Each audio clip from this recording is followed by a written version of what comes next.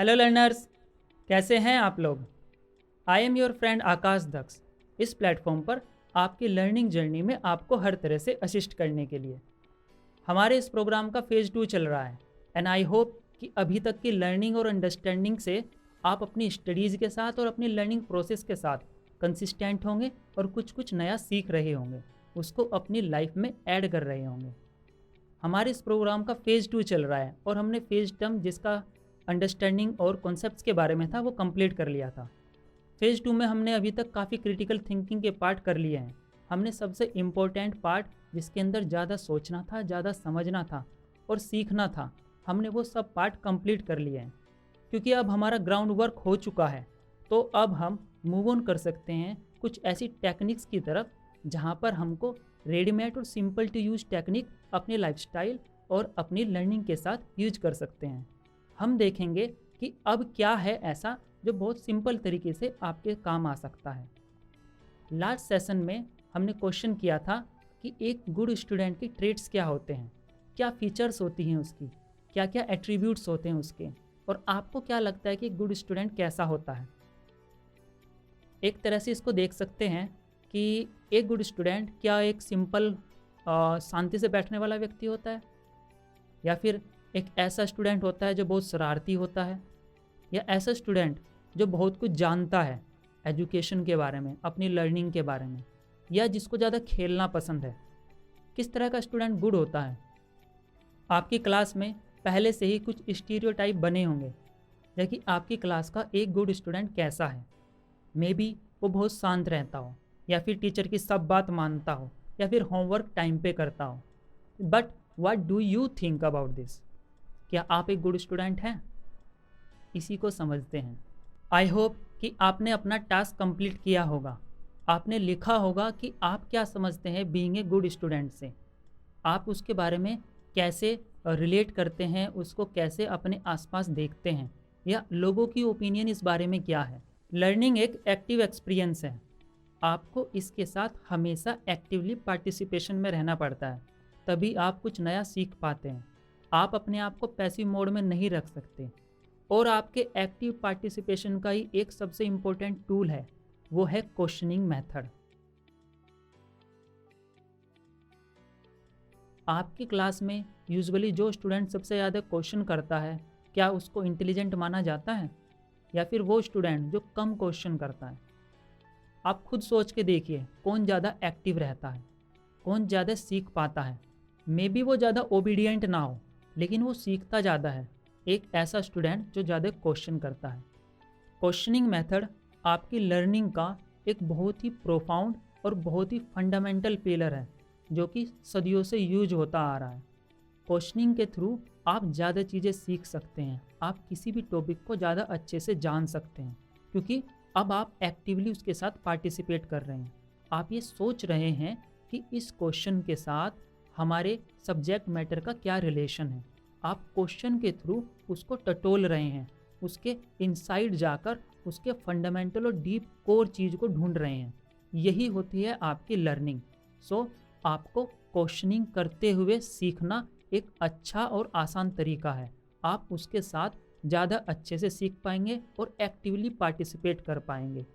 आप इसके साथ इंटरेक्टिव भी होते हैं, और आप इसके साथ इंटरेस्ट भी डेवलप करते हैं। जब आप किसी में इंटरेस्टेड हो जाते हैं, उसको समझने की कोशिश करते हैं, तो क्वेश्चंस का आना स्वाभाविक हो जाता है। आपके पास जितने ज़्यादा क्वेश्चन होंगे, आप उसको उतने अच्छे से समझ पाएंगे। लेकिन क्वेश्चन का जेन्युइन होना बहुत ज़रूरी है। मतलब कि क्वेश्चन मेड अप फालतू के नहीं होने चाहिए कि जस्ट क्वेश्चन करने के लिए आप क्वेश्चन कर रहे होते हैं। कुछ ऐसे स्टूडेंट होते हैं जो सिर्फ क्वेश्चन करने के लिए ही क्वेश्चन करते हैं, उनका ऑब्जेक्टिव लर्निंग नहीं होता। इस तरह से सिर्फ टाइम वेस्ट होता है, आप कुछ नया सीख नहीं पाते। सो आपका ऑब्जेक्टिव होना चाहिए उस चीज़ को, उस टॉपिक को समझना।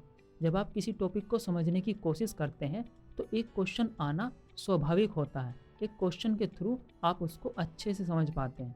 किसी भी टॉपिक को समझने के लिए, किसी भी चैप्टर को समझने के लिए, किसी भी सब्जेक्ट को समझने के लिए, उसकी अच्छी अंडरस्टैंडिंग बनाने के लिए ज़्यादा से ज़्यादा क्वेश्चन रेज करिए, ज़्यादा से ज़्यादा क्वेश्चन पूछिए।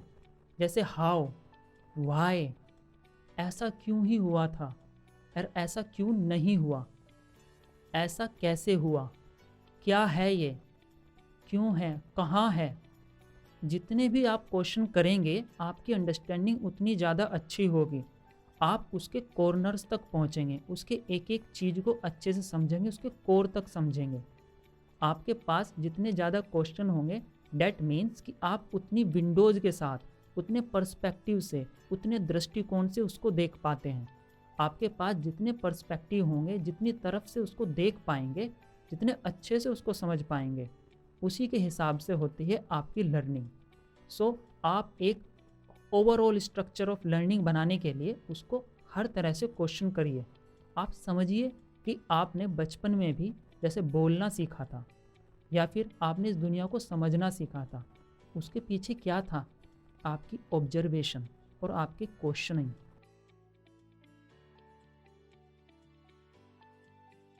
जो बच्चे छोटे होते हैं वो कितने क्वेश्चन करते हैं कि ऐसा क्यों है, ये क्या है, वो क्या है, मैं भी करूँगा या नहीं करूँगा, क्यों नहीं करूँगा।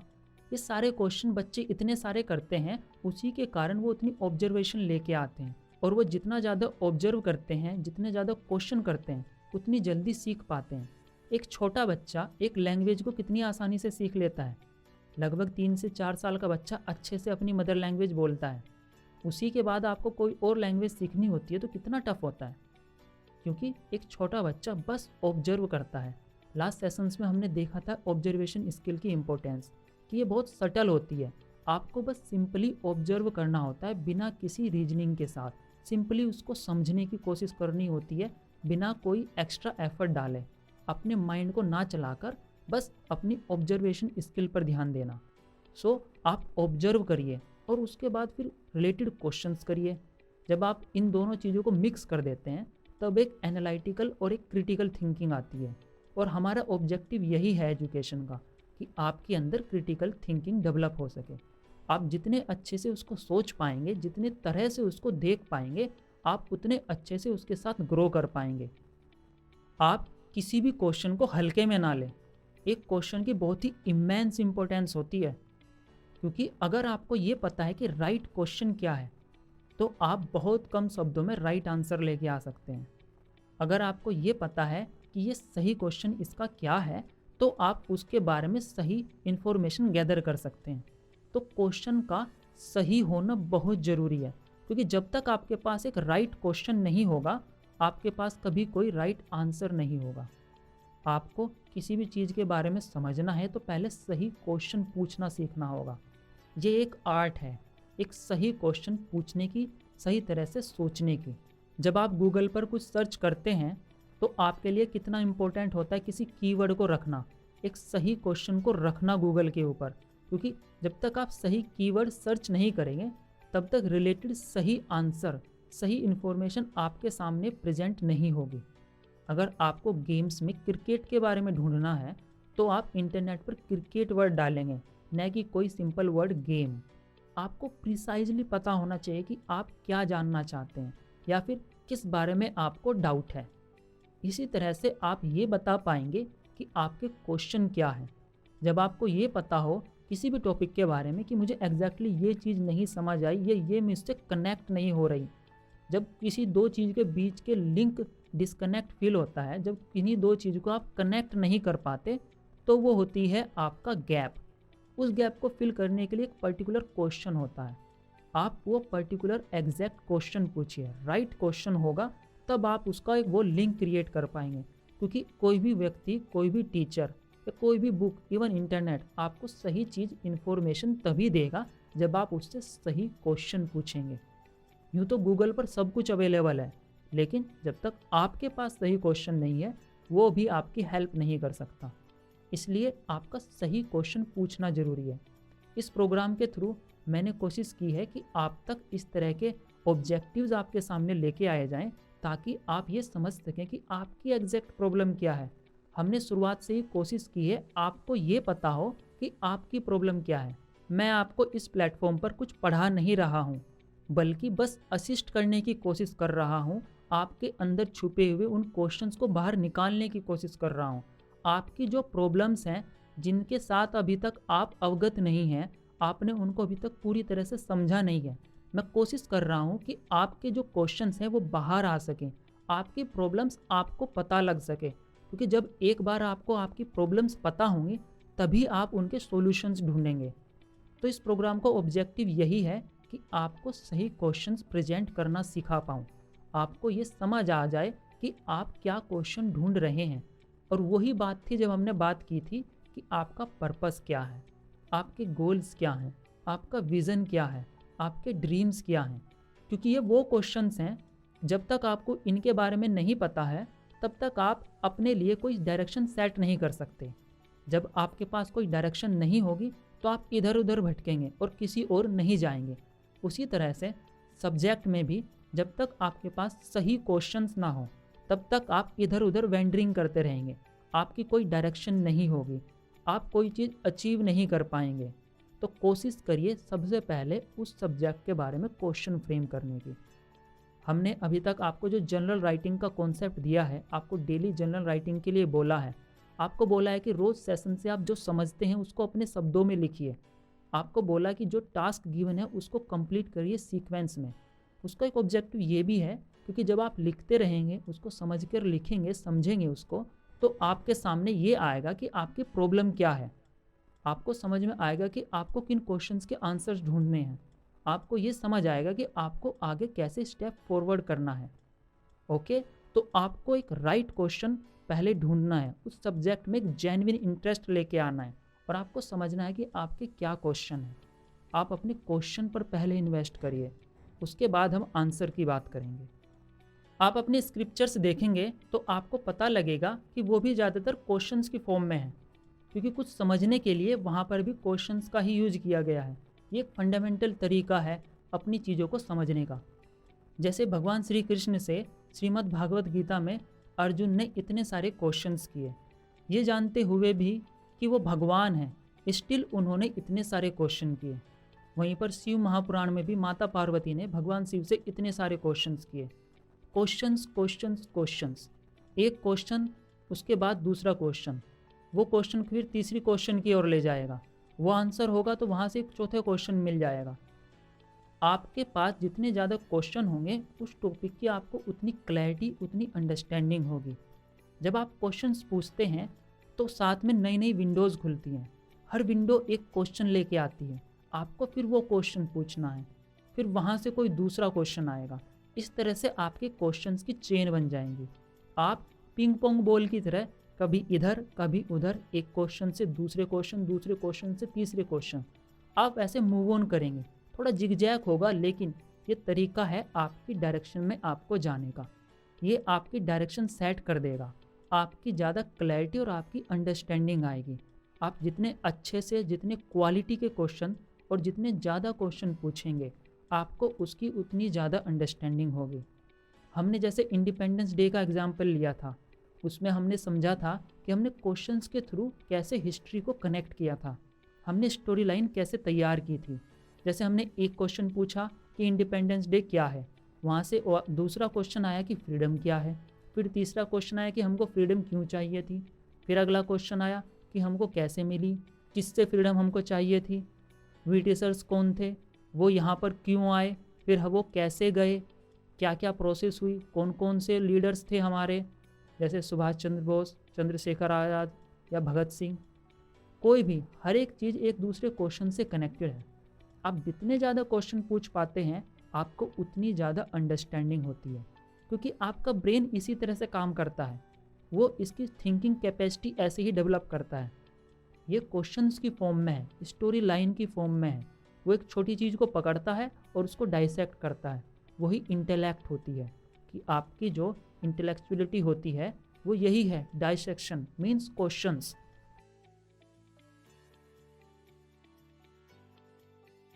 आप जितने ज़्यादा क्वेश्चन करेंगे आप उसको उतने अच्छे से फाइनली काट पाएंगे।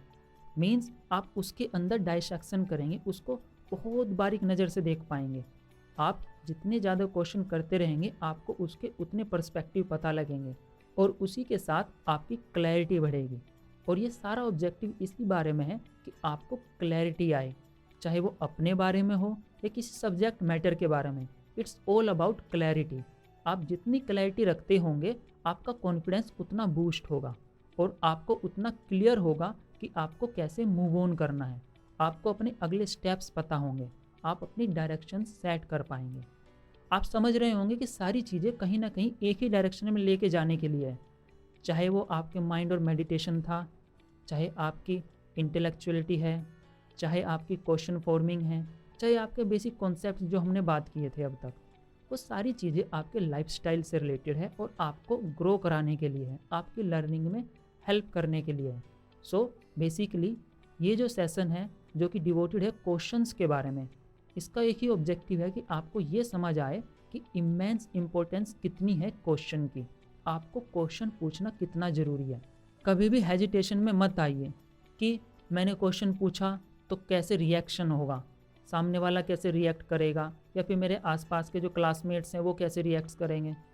इट डजंट मैटर, ये उनके बारे में नहीं है। अगर आपको अंडरस्टैंडिंग नहीं है तो क्वेश्चन पूछिए, 1 बार 2 बार 10 बार। और आज तो इंटरनेट का टाइम है, भले ही क्वेश्चन पूछना आपके टीचर को अच्छा ना लगे या फिर कुछ ऐसे सर्कमस्टेंसेस हो जहाँ पर वो टीचर आपको अच्छे से क्वेश्चन के आंसर ना दे पाए, टाइम की प्रॉब्लम या फिर जगह की इशू या कोई भी, लेकिन आज तो इंटरनेट का टाइम है। आपको अगर एक जगह से क्वेश्चन के आंसर्स नहीं मिलते तो आप दूसरी जगह पूछिए, बट क्वेश्चन करिए, इनक्विजिटिव रहिए, अपने माइंड में क्यूरियोसिटी डेवलप करके रखिए। ऐसे ही आपके इंटरेस्ट डेवलप होंगे, ऐसे ही आप ज़्यादा क्रिएटिव होंगे और ऐसे ही आप इनोवेशन करेंगे और इसी के साथ आप अपनी लर्निंग और ग्रोथ में आगे बढ़ पाएंगे।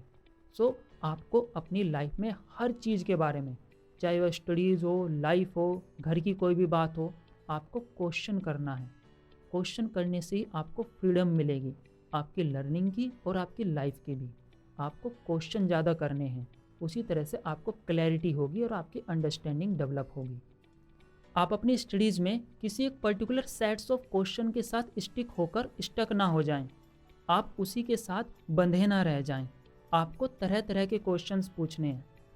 कई बार आपकी जैसे क्लास होती है, उसके जो चैप्टर्स पढ़ाए जाते हैं उनके बाद में कुछ एक्सरसाइज होती हैं, वो 2-4 तरह के क्वेश्चन होते हैं, बस आप उनको पर्टिकुलरली पढ़ते हैं, उनको रट्टा मारते हैं और बस। ऐसे आपकी लर्निंग आगे नहीं बढ़ेगी। आपका ऑब्जेक्टिव सिर्फ वो 4 क्वेश्चन करना नहीं है, आपका ऑब्जेक्टिव है उस टॉपिक के बारे में अंडरस्टैंडिंग डेवलप करना। तो आपको तरह तरह के क्वेश्चन पूछने होंगे और उनके आंसर फाइंड आउट करने होंगे। ये जर्नी जो क्वेश्चनिंग की है बहुत ही ज़्यादा क्यूरियोसिटी की है और बहुत ज़्यादा इंटरेक्टिव भी है। आप इसके साथ प्लेफुल भी हो सकते हैं, बट आपके साथ इंटरेस्ट डेवलप करना होगा। जब आप इसके साथ इंटरेस्टेड होंगे तो आपके पास क्वेश्चंस आएंगे भी और आप उनको क्वेश्चन के आंसर करने में और ज़्यादा हैप्पी भी फील करेंगे, क्योंकि ये आपको एक ग्लोरी देगा, आपको सक्सेसफुल फील कराएगा। आपके पास आंसर्स होंगे, लेकिन आंसर होने से पहले आपके पास क्वेश्चंस होना ज़रूरी है। क्वेश्चन से भागना नहीं है। आपका क्वेश्चन आपके माइंड को ट्विस्ट करता है, उसको रीडिज़ाइन करता है, आपके ब्रेन पैटर्न को बदलता है, आपके स्ट्रक्चर को चेंज करता है, आपकी थिंकिंग एबिलिटी को चेंज करता है। इस तरह से वो आपके माइंड को ट्विस्ट करता है। कोशिश करिए अपने माइंड को ट्विस्ट करने की।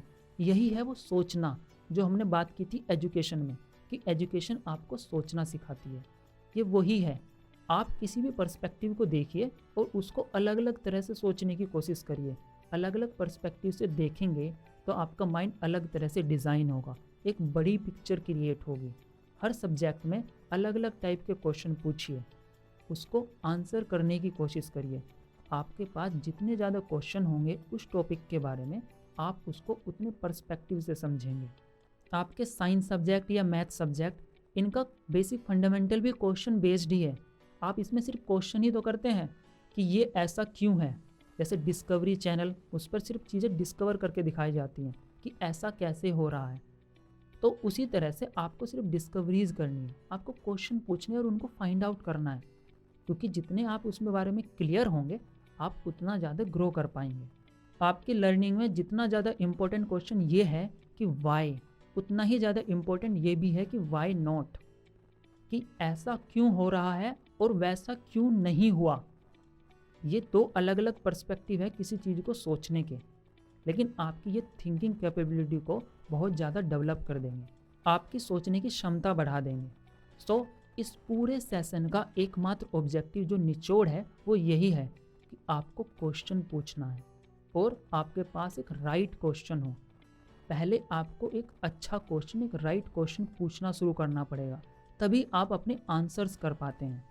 जब तक आपके पास अपनी लाइफ के बारे में या किसी टॉपिक के बारे में सही क्वेश्चन नहीं होगा, आप उसमें प्रोग्रेस नहीं कर पाएंगे। आप सिर्फ इधर उधर भटकते रहेंगे। और लाइफ भटकने के लिए नहीं है, आगे ग्रो करने के लिए है। आपको नई चीज़ें सीखनी है, तो पहले क्वेश्चन डेवलप करिए। आंसर बाद में आएगा, पहले क्वेश्चन। आपने वो स्टोरी सुनी होगी कि एक कुल्हाड़ी वाला होता है और उसको एक पेड़ काटना होता है। अगर उसके पास 1 घंटा है तो शुरू के 50 मिनट वो सिर्फ अपनी कुल्हाड़ी के ब्लेड को ठीक करेगा जिससे उसको काटना है, और बाकी के 10 मिनट में काटेगा। उसने ऐसा क्यों किया? पहले उसने एक सही वेपन तैयार किया ताकि वो पेड़ आसानी से कट सके।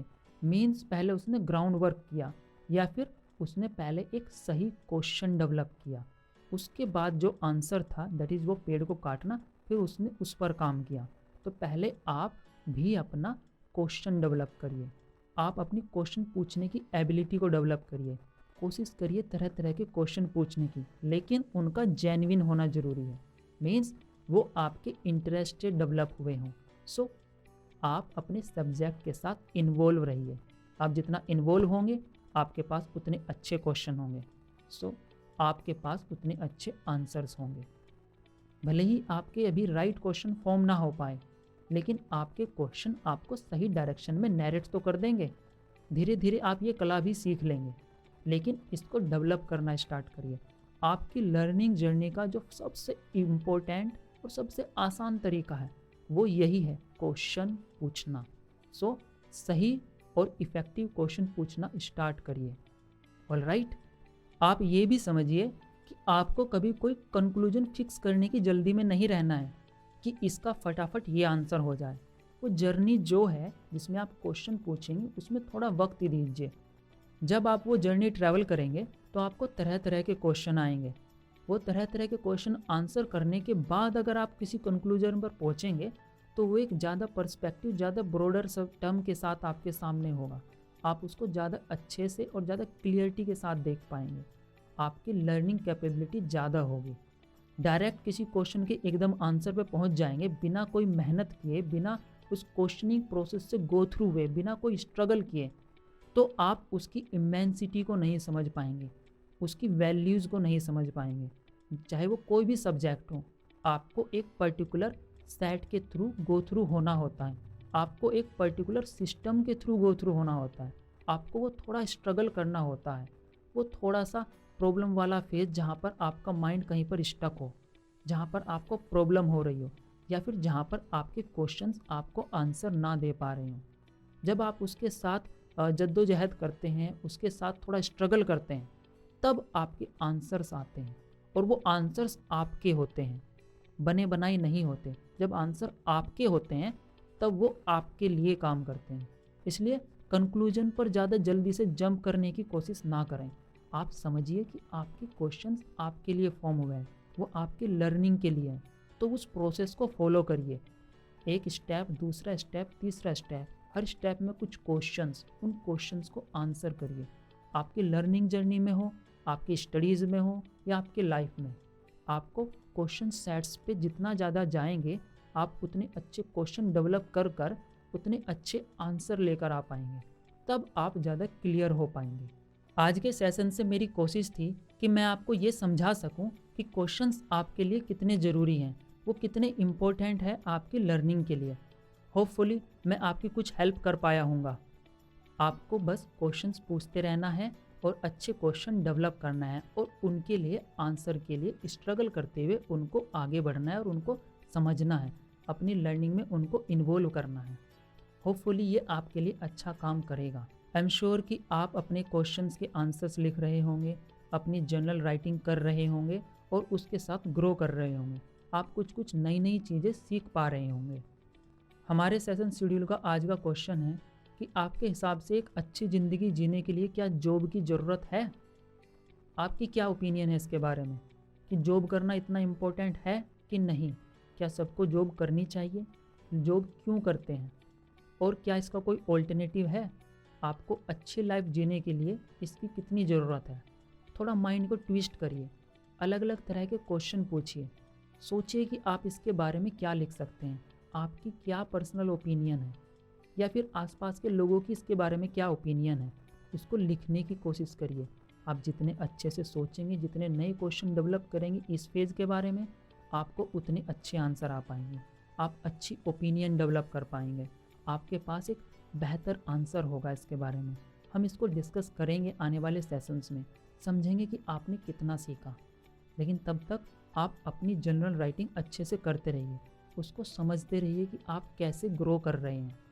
सो लर्नर्स, आज के सेशन को हम यहीं रोकते हैं, लेकिन मैं आपको और एंथुजियाज़म और अच्छे टूल्स के साथ विद ऑल माई एनर्जी आपको अगले सेशन में मिलूँगा।